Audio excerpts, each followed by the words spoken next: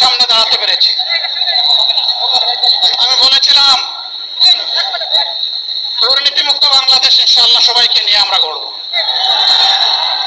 আমরা কথা দিচ্ছি বাংলাদেশ জামাত ইসলামী যদি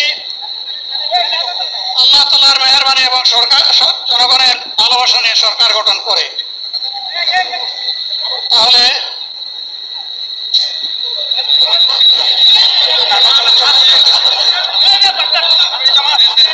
মানুষ কতটা বাস্তব সম্পর্কে ভাবলে এমনটা হতে পারে, আল্লাহ আপনি কবুল করুন।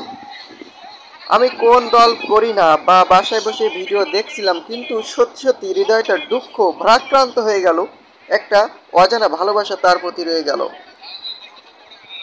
আল্লাহ তাআলা তাকে সুস্থতা দান করুক, আমিন। আমি একজন বিএনপি সমর্থক, আমার বাড়ি বগুড়া জেলায়।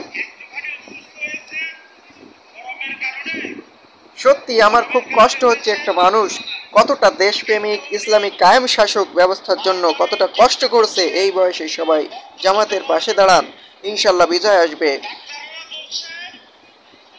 আরও অনেকেই কমেন্ট করেছেন তার জন্য, তিনি যেন সুস্থ হয়ে যায়, আল্লাহ সুবহানাহু ওয়া তাআলা যেন তাকে সুস্থতা দান করে দেয়, এ সম্পর্কেই তারা কমেন্ট করেছেন। আরও কমেন্ট করেছে চোখে পানি চলে আসলো, আল্লাহ তাআলা আপনি তাকে সুস্থতা দান করুন। হে আল্লাহ, আমির জামাতকে আপনি পরিপূর্ণ